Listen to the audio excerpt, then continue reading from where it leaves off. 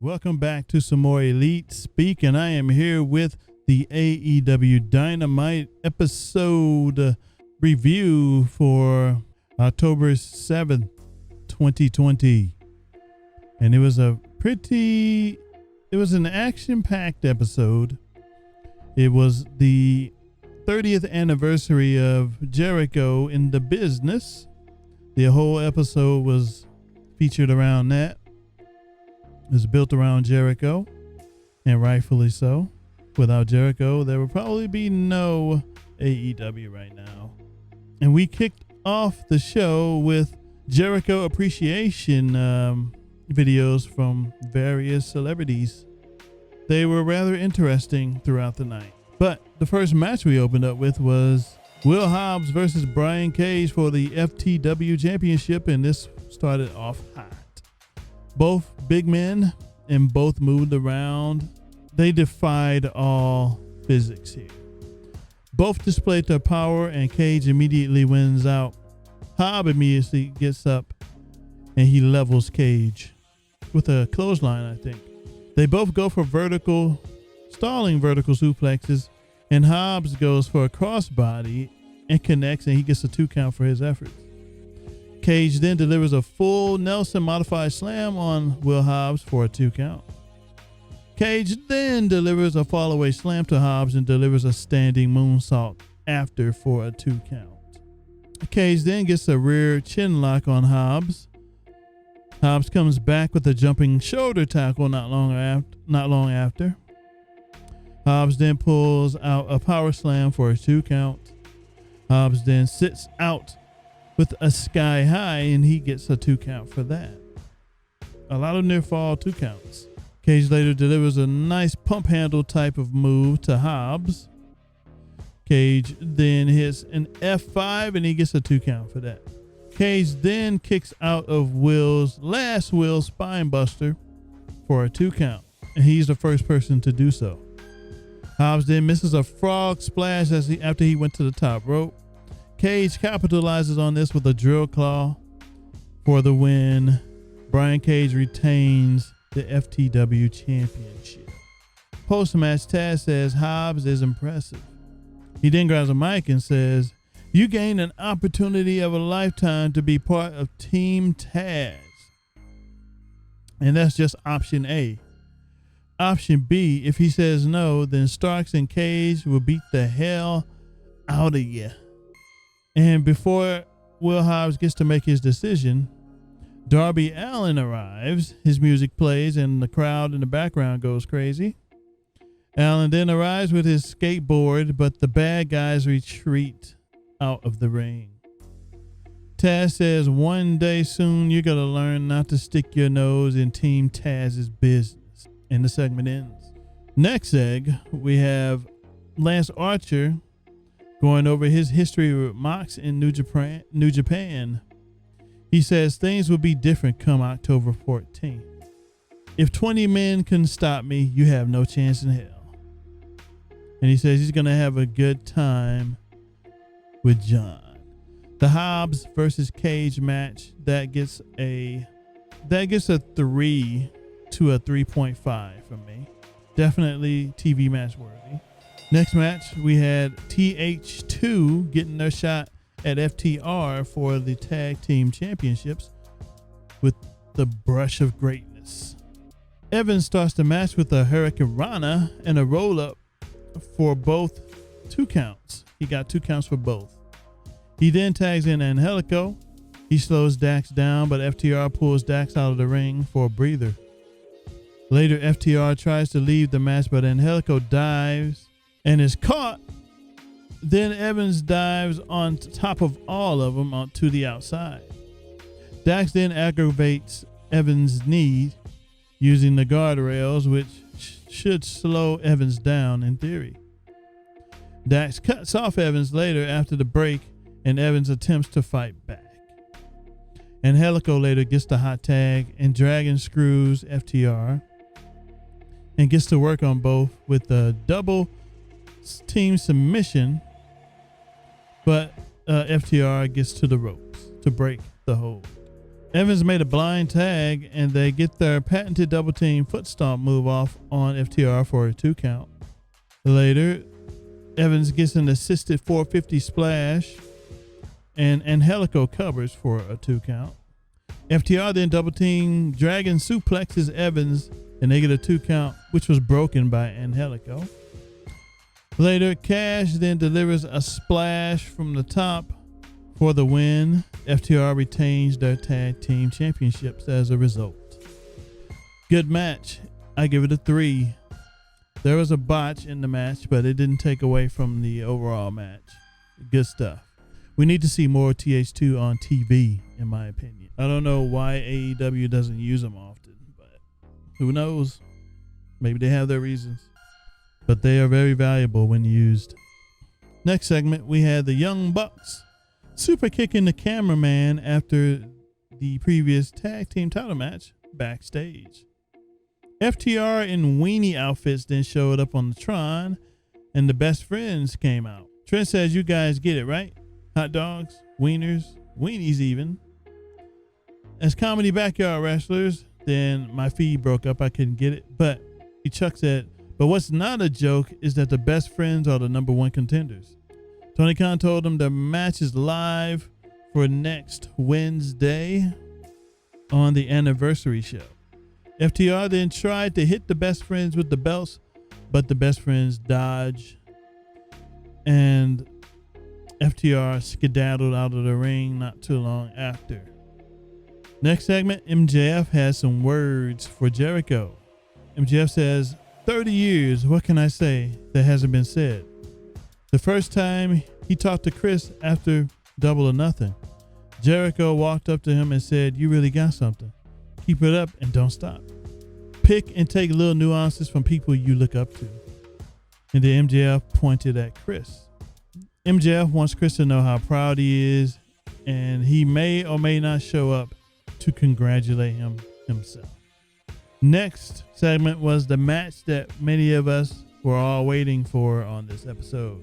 And it was Cody versus Brodie Lee, Mr. Brodie Lee, in a dog collar match for the TNT Championship. And this match delivered. And many were wondering why this match went on a bit early. Well, it was mostly due to the vice presidential debate, which took a large chunk out of everyone's audience that night. And I will have the ratings for you after this review is over. The match started with both men in their collars after the break. Silver was on the apron, but Cody took care of him, and Brodie took advantage as he beats down Cody. Brodie body slams Cody and covers him for a 2 count. Cody then gets fired up and attempted to clothesline Brodie twice. Cody went to the ropes for a springboard cutter, but Brodie yanked him into the ring from the air with his chain. Brodie then got a chair and told Silver to stay, but Cody drop kicks Silver out of the chair off screen. Later, the match spilled back into the ring. Brodie then DDTs Cody onto the chains, and Brodie doesn't cover Cody. Turns out Cody started bleeding from the chain DDT. Brodie then takes advantage of this. Cody later uses the chain for a low blow of sorts and delivers a Russian leg sweep to follow it up. Brodie then attempts to set up a table while Cody bleeds buckets on the outside of the ring. During the break, both go through the table via a package pile driver, and Brodie gets busted open as a result. Brodie later delivers a boss man slam to Cody and gets a 2 count. He then throws a chair at Arn after he eyed him down as Arn was standing on the entrance ramp. Arn enters the ring as a result and then spine busts Alex Reynolds, who tried to come to the rescue. After this, Brodie Lee struck Arn Anderson in the gut with a handful of chain, which takes Arn out.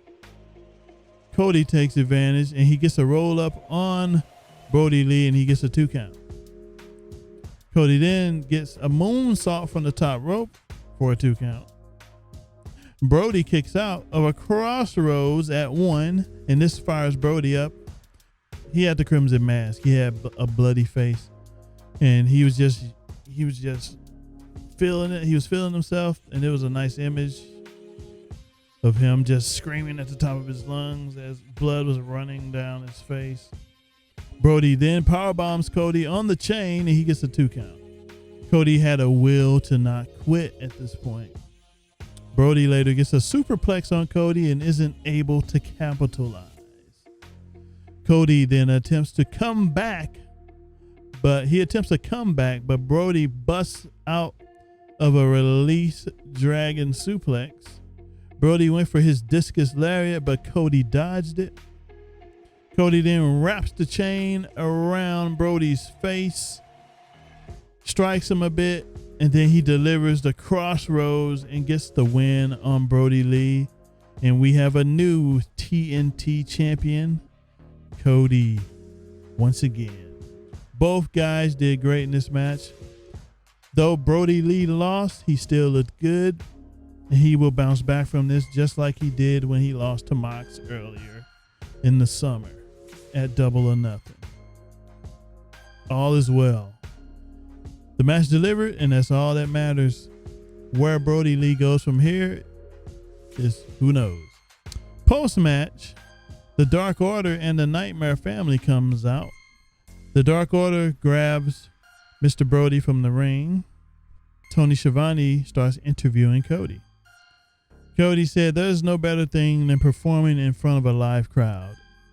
Cody then said he's not going to go another way, which he was basically saying he isn't planning on turning heel like most people were suspecting he would. I still do. I still think Cody goes heel. But Tony asks who he's going to defend the title against now. And then out walks Orange Cassidy, who just had a TNT title match a few weeks ago. The crowd chants for Freshly Squeezed, and Cody then gives Orange Cassidy the thumbs up in approval. And the match is made for next week on Dynamite on the anniversary show. One of two things can happen here. I think Cody will drop the title next week to Orange Cassidy, because why would Cassidy be getting another title opportunity so soon after getting one against Brodie Lee a few weeks ago? I think Orange Cassidy is going to become the new TNT champion. Cody's going to lose it, and then this is what sets off Cody, and he will turn heel. That's what I believe. And this also would reward Orange Cassidy for his hard work that he's put in over the past few months now with the TNT championship run, and it should be good. I can see good things with an Orange Cassidy title run. So we'll see how it plays out next week. That's what I think is going to happen. Or Orange Cassidy loses and Cody could still turn heel by pummeling Orange Cassidy to death. That could draw him some heat. But some still think he won't go back on his word that he said that he doesn't plan on going any other way. Blah, blah, blah. I think he will. He will eventually turn heel. No one wears all black and doesn't go heel. Great match, great segment. Next segment, we had Kenny Omega being interviewed in the back. He said it feels good to be a singles guy again. What better way to do it than in a tournament? He says he wins tournaments, and he says it's going to be a tournament he stakes his claim to the AEW World Championship. And I do think Kenny will win this tournament, and that all was a spoiler, folks. Kenny will win that tournament. And it might all come down to Kenny versus Hangman Page, because Page is also in the tournament. And Kenny kind of put down Page during this promo segment also. He said he referred to Page as a tag team guy. So we'll see what happens. I'm intrigued. They've been doing a great job with their build. And I do think Kenny Omega will be the one to take the title off Moxley, because I don't think Lance Archer is going to win next week, but it should be a good match still. I give the Cody versus Brodie Lee Dog Collar TNT Championship match, I give that a 4. Definitely a pay-per-view caliber match. That's the highest rating I've given a match so far. That match gets a 4. We just saw a pay-per-view match on free TV. But next matchup, we had Big Swole versus Serena Deeb. Deeb didn't get an entrance, which surprised me. And it also told me that she wasn't going to win, unfortunately, because she's the better wrestler. Both lock it up to start, and Deeb fights her way out of a lock and brings Swole down to the ground. Swole then brings Deeb down for a backbreaker. Deeb then dragon screws Swole into the ropes. Through the break, Deeb gets to work on Swole's legs. Back from the break, Swole is laying in her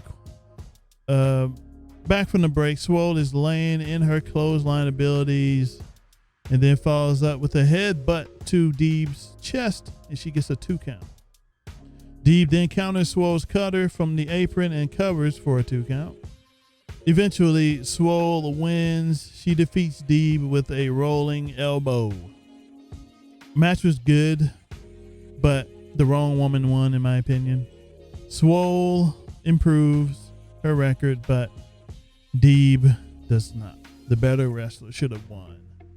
It was still a good match, and I give it a 3. It was fine. It was good. It did its job. It made Swole look good. Deeb did her job. The match gets a 2.5. I'm going to lower it a bit. 2.5 match.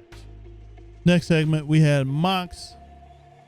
He says, next week is the anniversary show. The life of a world champ is someone who has always has someone gunning for him. It could be Lance October 14th. One doesn't simply beat Archer. You survive Archer. What happens October 14th? Maybe you win, maybe I win. Gonna have to unstrap the belt off of my dead body. It's like you always say, Lance. Everybody dies. Not bad promo from Mox. It was good. Gets you hyped for next week. Next, we had the main event, which was Chaos Project. Luther and Serpentico versus Chris Jericho and Jake Hager of the Inner Circle. This marked the first time that Jericho and Luther were in the same ring on national TV ever. Luther got his moment as a result. Same with Jericho. Jericho and Serpentico starts off the match as Jericho throws Serpentico off with strikes. Serpentico gets 2 Hurricane Ranas off on Jericho before a clothesline from Jericho. Jericho and Luther square off for the first time with strikes and clotheslines not long after. Jericho then delivers a lion salt during the break to Luther. Jake then tags in and gets to work. Back from the break, Jericho lays down some chops into Serpentico, and he delivers a DDT to Jericho for a counter. Snake Man then gets tossed over onto the Inner Circle on the outside. Then Luther goes to the top rope himself, and he dives on top of everyone on the outside. He had creaky legs getting up there though, but he eventually pulled it off. Luther then delivers a King Kong knee drop to Jericho and gets a 2 count. Later though, Jericho and Jake Hager gets the win with a Judas effect to Luther. Jericho pins him for the 3 count. Luther looked decent at the beginning of the match, but towards the end he got a little tired. It happens. Post-match, Jericho grabs the mic and he says, 30 years in the business. As he's about to say something, MJF interrupts him. MJF says, it's not about me, cut my music. MJF says he's not out there to steal Jericho's spotlight. He respects Jericho. He wants to be a part of the celebration. It's gift o'clock and a clown gets uncovered eventually.